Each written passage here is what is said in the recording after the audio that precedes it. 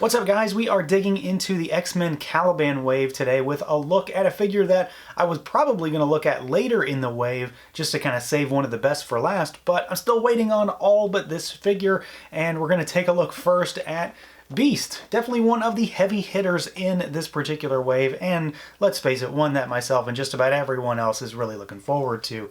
So this guy comes in our standard Marvel Legends packaging. You can see him there in the window. We've got the X-Men logo down there on the bottom. We've got some artwork of Beast on the back with a bit of a bio, and then our lineup for the wave along with our Build-A-Figure. So let's do it. Let's pull this guy out and take a look. And here he is out of the package, our Beast figure, which means we are one step closer, and we're just so close to getting a full 90s style X-Men roster. I know that this is one that a lot of folks have really been looking forward to, one that a lot of folks really want to compare against the Toy Biz Legends. Personally, I've never really cared for that figure. I don't own it, so there's not going to be a comparison. But I have no nostalgia for Toy Biz Legends figures. It's just never been my thing. Even when they were new, I still didn't collect them. So this is a very welcome addition for me personally. I'm really excited to take a look at this figure because, I mean, come on, it's Beast. He's an integral part of the X-Men team. So let's get started, see what this guy can do, see how he moves, because he definitely employs a little bit of a different articulation scheme when it comes to Legends. So we're going to start as usual with the head, and he can go back pretty far, so it's good when you get him into a crouch position. He goes down, but only slightly, and then you can rotate side to side. Of course, you need to kind of hinge the head a little bit to get him to do exactly what you want him to do. Arms go out, they rotate.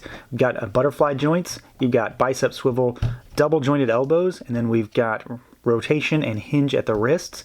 He is got a little bit of a different system going on for his articulation as far as twists and crunches go, because this guy employs a diaphragm swivel, so you can hinge him side to side and down and backwards. He doesn't go all the way side to side, pretty good, but not as far, just because he's got a really thick torso, and then he's got an ab crunch, so you can get him to go really far down. So this is, very new for Legends. You don't see this really with the Marvel Legends stuff. We're seeing this a lot from Hasbro now in general with the Power Rangers and the Overwatch figures, which makes me wonder personally, once we start getting new bodies for Legends, is this going to be the go forward? Frankly, I hope it is, because this is a much nicer system than just an ab crunch and a waist twist. An upper diaphragm twist is always my preference, so I'm really excited to see that here. Legs go out, forward, backward. You've got a thigh cut in there. You've got double jointed knees. We've got rocker, hinges, and we have got toe articulation. So that's a new one. That's a weird one for a Hasbro Legends figure. But if there was one figure where they wanted to kind of test the waters and, throw in something a little different, Beast is definitely the figure to do it. He's huge, he's agile, and it definitely does help with posing this guy when you get him into more crouched or just plain agile positions. So it is a very Toy Biz kind of thing to see on a Legends figure, but I think it works really well here. Now, articulation aside, the main draw for me when it comes to this figure is, of course, the look. I say that a lot with a ton of different figures, but this one is definitely no exception, because it's all about the theme and it's all about this specific era of Beast that we're talking about. And this is obviously a 90s era Jim Lee style Beast, and I'm really glad that he will fit in with a lot of the other X-Men figures we have. That's not to say I wouldn't maybe have liked to have a different kind of head, maybe one where he is, doing something that employs the more brainy side of Beast rather than the Beast side of Beast. So, there's two sides to the character, and I would have loved to have seen both represented here, but all we get is this particular one with the no pupil eyes and then the screaming mouth, which definitely will work for me and my display, but there's always different things you'd like to see. But the figure in general, though, I think is pretty stellar.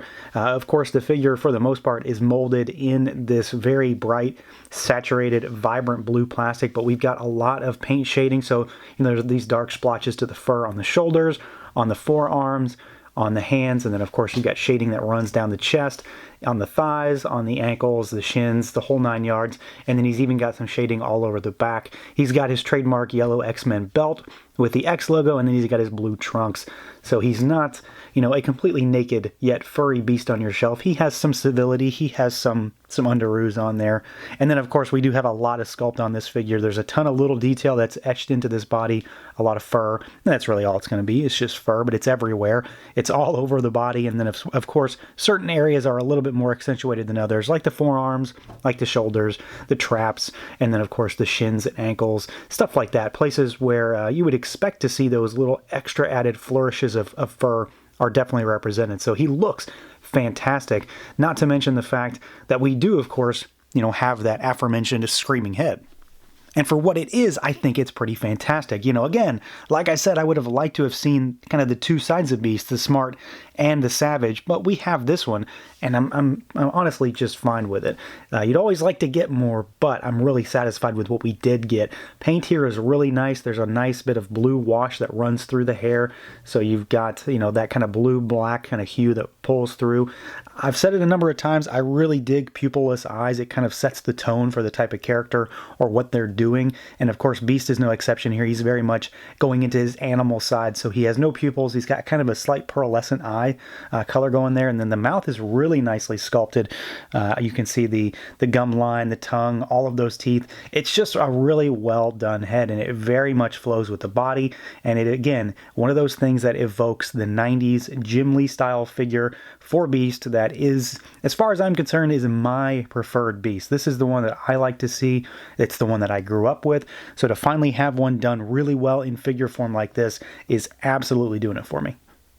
Beast does come with a couple accessories, nothing too crazy. It's kind of exactly what you might expect to get for this particular figure. So outside of the Build-A-Figure piece, which is Caliban's head, we've got a couple extra hands. So you have got a fist right hand, and then we have got a flat open palm left hand, which is good for, style poses. You can also get this big guy to balance on this hand and do a one-handed pose thing. So you've got a lot of options because he has ultimately four unique hand sculpts.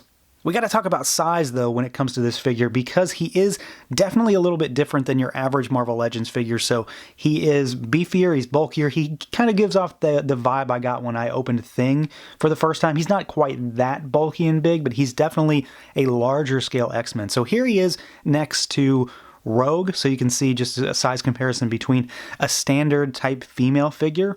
And here he is next to Cyclops, so you get an idea of what he looks like against the standard Marvel Legends male figure.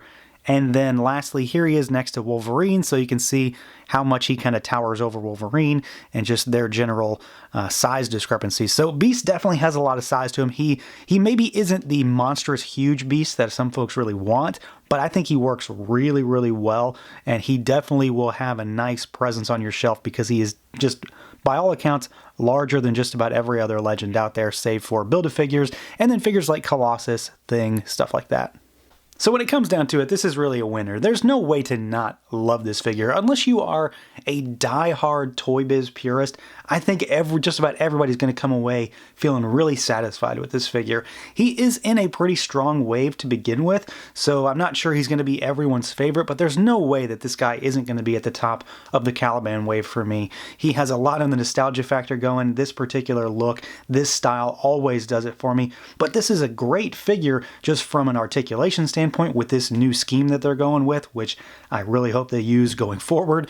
And then just the general look, the feel, the paint, the sculpt. And of course we have a good set of hands to use with this guy to put him into some good poses. There's really nothing to complain about outside of the fact that it would have been great to get a different head sculpt in addition to all of this, but I'm not going to fault them for what was included because it's a great package all around. So that's going to do it for this look at the Marvel Legends Beast figure. Let me know what you guys think. Feel free to like, comment, subscribe, and share, and until next time.